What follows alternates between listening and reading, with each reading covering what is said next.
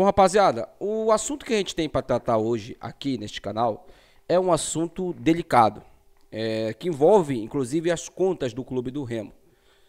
E saiu aí, né, o balanço do ano passado, balanço de 2024. E o Clube do Remo teve um déficit de 14 milhões de reais. 13 milhões para ser exato, né? E isso preocupa, claro. Isso preocupa porque foi o primeiro ano de gestão Tonhão. É óbvio que se a gente for parar para analisar, faz sentido. E eu não me surpreendo com esse déficit. Eu esperava, inclusive, esse déficit no balanço do Remo. E eu vou explicar para vocês o porquê. Mas antes, esse vídeo aqui tem um patrocínio de Santa Fé Artigos Religiosos. Entre em contato com a Santa Fé no telefone que está aí na tela para você. O Círio está chegando. Compre aí o seu kit do Círio. Vá completinho lá pro Círio lá, para a maior procissão do mundo, tá? Então, passe lá na Santa Fé, diga que é inscrito aqui no canal que você tem desconto. Também, se você entrar em contato com o Gabriel, tá? Telefone do Gabriel passando aqui na sua teleline. Entre em contato com o Gabriel para você fechar o seu pacote de TV. O Gabriel tem o melhor atendimento aí das TVs, tá bom? Ed Ótica, nossa patrocinadora também aqui no canal. Entre em contato com o Ed, a galera da Ed Ótica. O telefone também tá passando na sua teleline aí. JP, montador de móveis, também nosso parceiro aqui no canal. E claro, S-Tembra, também para você comprar o seu veículo. Chega lá, diz que é inscrito no canal, que você tem R$ 1.000 de desconto na compra do seu veículo, tá bom? Bom, deixa eu explicar para vocês o porquê que esse planejamento do Remo tinha tudo para ter um déficit. O Remo fez contratações caras no início da temporada, não vamos esquecer. Chegaram Camilo, o Ítalo custou mensalmente para o Remo R$ 100 mil, né? E outros jogadores também, que pouco renderam, Matheus Anjos, por exemplo. Tiveram outros jogadores que chegaram ganhando um valor a mais. Não vamos esquecer também que a folha do Remo era, se eu não me engano, era mais cara da Série C no ano passado. Era a folha mais cara. O Remo tinha tudo isso, detalhe. O Remo não tinha o patrocínio que o Remo tem nessa temporada. O Remo fechou, né, um patrocínio milionário com uma casa de apostas. O Remo também tem aí as cotas de TV que o Remo não tinha na Série C. E sem contar o prejuízo esportivo. O Remo não ganhou nada ano passado.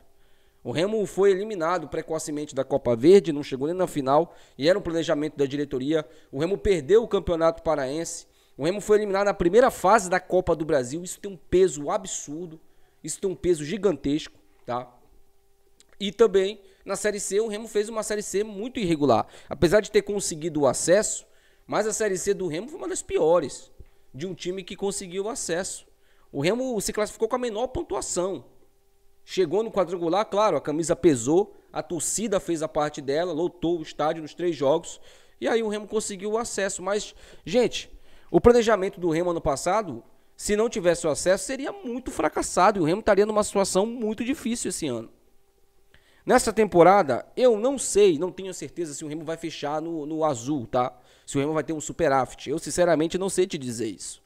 Mas eu tenho certeza que o déficit será bem menor do que foi na temporada passada. Ah, Wayne, como é que o Remo faz isso? Como é que o Remo ele consegue consertar isso? Gastando de maneira regular, contratando jogadores que dentro de campo vão entregar, não fora dele. Né? Jogadores, por exemplo, como Viseu, não tragam mais na temporada no que vem. Se for para contratar um Pereba, pagando 250 mil de salário para ele, não traz, cara.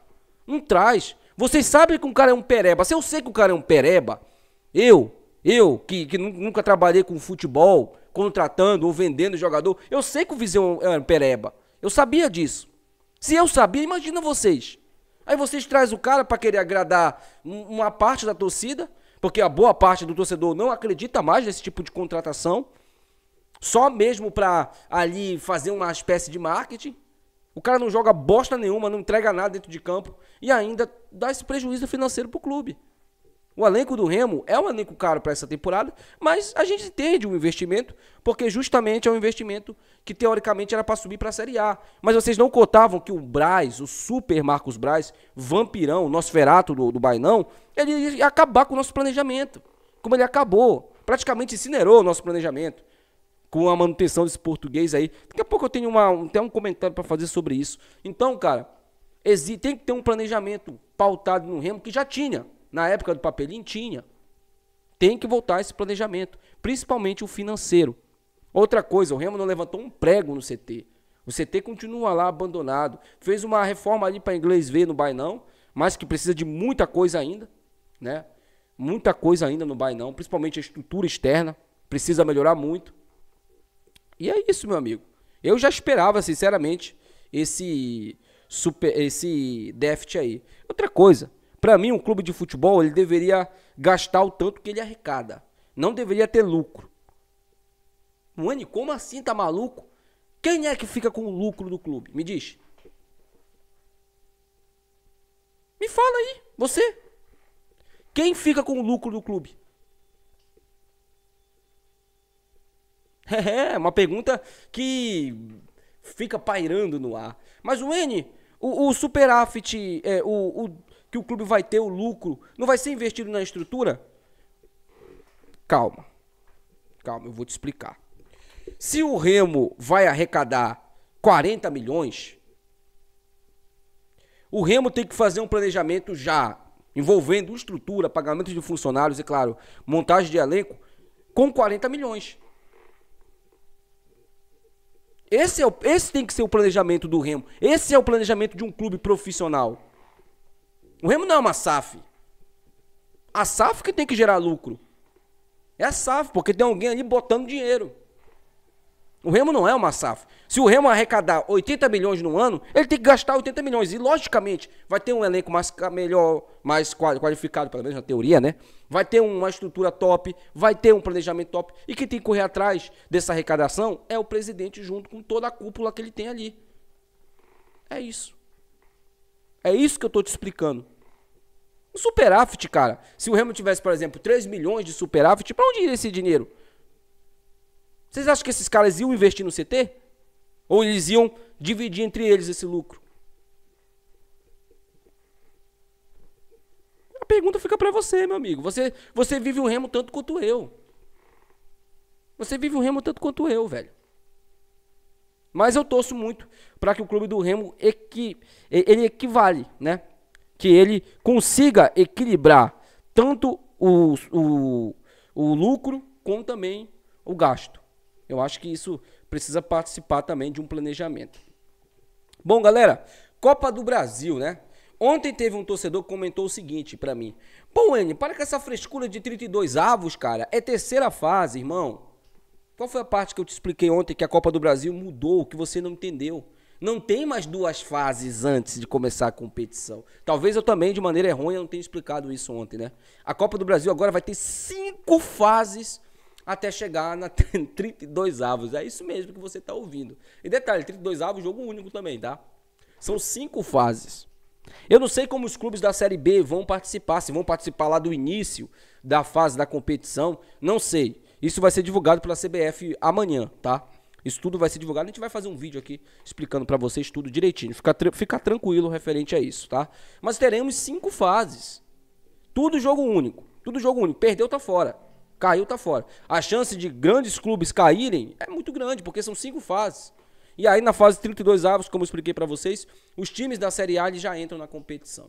Então todos os times que estão na Série A já estão garantidos na Copa do Brasil do ano que vem, até aqueles que foram mal no estadual, né? O estadual mais uma vez perde força nesse quesito de times da Série A do Campeonato Brasileiro. Eu acho justo também, né, gente?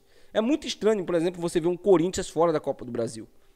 É muito estranho você ver um Flamengo, um Palmeiras fora da Copa do Brasil. O São Paulo, por mais que esteja atravessando a fase que está atravessando, né? Mas vamos lá. Vamos falar agora aqui sobre Marcos Braz. Eu estava analisando aqui os números do Antônio Oliveira e eu gostaria muito de falar aqui para você, tá? E que o Remo venceu, né? Os amantes do Marcos Braz vieram. Foram lá no meu Instagram, inclusive. Fala agora do Marcos Braz. Fala. Vou falar, amante. Assim como eu te expliquei lá no coisa, eu vou te falar. Sabe quantas vitórias o Antônio Oliveira teve no clube do Remo? Sabe quantas vitórias? 4. Sabe quantas vitórias a Mucura tem no campeonato? 5. Só que detalhe, a Mucura trocou de técnico 4 vezes nesse ano. Só na Série B foram 3 vezes que a Mucura trocou de técnico. E o elenco do Remo é muito melhor que o da Mucura. Não tem como comparar, pô. Não tem como comparar. O Mucurento que chega e fala aqui, vamos conseguir 7 vitórias. Com esse elenco aí? Com o Marlon? Com Denilson de centroavante? Se o titular já é uma broa, o centroavante titular já é uma broa, imagina o reserva dele. O melhor aí é o Garcês. É o melhor jogador desse time da Mucura disparado. E nem é assim um primor de jogador, né? É porque o elenco é tão ruim, é tão limitado que ele se destaca. Mas é isso, cara. Mucurento é maluco, né, cara? Mucurento, cara, pra perder tempo discutindo com o Mucurento é loucura. Mas vamos voltar aqui com o Braz, tá? O nosso querido Marcos Braz, né? Ele simplesmente manteve um treinador com os piores números que eu vi no Remo. E eu não tô falando só, meus amigos, de números, eu tô falando de desempenho. Eu quero que você me cite 3 jogos que o Antônio Oliveira fez bons com o Remo. Até os que ele ganhou, o torcedor saiu pé da vida. Até os que ele venceu. O Atlético, eu fiquei muito puto com aquela vitória lá, pelo desempenho, time covarde de campo. O América nem se fala, né? O América eu acho que foi uma das poucas vitórias do Remo que eu fiquei puto. Que eu gravei um vídeo reclamando. Foi aquela lá. E aí tivemos a vitória contra o Amazonas, que o time do Amazonas a gente viu ontem, porque a gente ganhou, né? Um time horrível, né? Vencemos lá por 3-1. E teve mais uma vitória do Remo que foi em casa contra o Avaí, que também foi questionadíssima, né? Mas o Marcos Braz, o conhecedorzão de futebol, manteve. Mas ele não manteve o Antônio Oliveira, porque o Antônio Oliveira, ele acreditava no trabalho do Antônio Oliveira, como ele falou. Não, ele manteve o Antônio Oliveira por amizade e ego. Só por isso. Continua lustrando as bolas do Marcos Braz. Continua. Continua acreditando que o Marcos Braz ele não tem interesse próprio no Remo, que ele está interessado no futebol do Remo. Se ele tivesse de fato interessado no futebol, no desempenho e nos ganhos do Remo esportivos, ele teria demitido o Antônio Oliveira naquele empate contra o Botafogo. Ali ele teria demitido o Antônio Oliveira. Mas ele foi mantendo. Tá aí. Temos um Guto Ferreira que precisa fazer um milagre. Um milagre. É um verdadeiro milagre. Porque do mesmo jeito que a Mucura tá morta no campeonato, eu não acredito, sinceramente, que o Remo vai conseguir 7 vitórias. Consegue 5. Eu falei isso aqui pra vocês. Não falei isso aqui pra vocês? Não falei? Falei, pô. O Remo ganha da Mucura. O Remo ganha provavelmente do Atlético Paranaense em casa, mas vai ser jogo muito duro. O Remo ganha do Atlético. Mas o Remo tem Novo Horizontino fora de casa. O Remo tem Avaí fora de casa. O Remo tem Cuiabá fora de casa. 3 adversários. 3 adversários dificílimos fora de casa. Se quiser subir, vai ter que ganhar os 3. Mas você acha mesmo que o Remo tem tempo para isso? O Guto Ferreira conquistou 2 coisas que eu achei muito importantes, mas muito importantes, nesse planejamento dele. O primeiro, recuperou a confiança dos jogadores. A parte psicológica, ele já conseguiu trabalhar. Restam 2 fatores.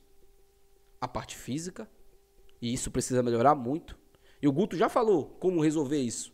O Remo não ficar perdendo bola besta, não ficar correndo errado em campo. Talvez ele consiga corrigir isso. E principalmente, a parte tática do time. A gente viu pouco do trabalho do Guto Ferreira. O Guto Ferreira pode muito mais do que aquilo que a gente viu. Se ele encaixar o time do Remo, conseguir achar o time ideal, vai ser difícil vencer o Remo. Vai ser muito difícil. Algum time conseguir derrotar o Remo. Só que a grande competição, a grande questão, e aí eu quero que você entenda isso. Eu não estou torcendo contra, irmão. Só que eu aqui nesse canal assumi um papel de sempre te trazer para a realidade. Eu não estou dizendo para você não sonhar, não. Sonhe. Só que não fique frustrado ou querendo arrumar culpados caso o Remo não consiga. Eu estou te falando a realidade. É muito difícil o Remo conquistar 7 vitórias de 9 jogos, pô. É muito difícil. Muito difícil. Eu não vou nunca utilizar aqui a palavra impossível, porque se tratando de Remo também, meu amigo, o Remo sempre surpreende a gente. Então surpreenda agora a gente de forma positiva, conseguindo as 7 vitórias. 7 vitórias e um empate, Remo na Série A do Campeonato Brasileiro. A derrota, vocês Vocês querem uma condição, se eu fosse assinar, qual a derrota que você quer, Wayne? Contra o Avaí, na penúltima rodada. Por quê? Porque é um time que não vai brigar por praticamente nada na competição, só vai brigar ali pelos seus 45 pontos. E dos adversários do Remo, teoricamente, é um time que a gente tem um jogo fora de casa, difícil. E aí, na última rodada, contra o Goiás em casa, vencer para conquistar o acesso para a Série A. Até lá, tem muita coisa para acontecer. E a gente espera muito que o Guto consiga salvar a cagada que o Marcos Braz fez. E sim, para você aí, ilustrador de bolas do Vampirão, do Nosferato, para você aí, saiba, se o Remo não subir, ele é o principal responsável. Deixa aí nos comentários, quero saber sua opinião. Até o próximo vídeo. Tchau.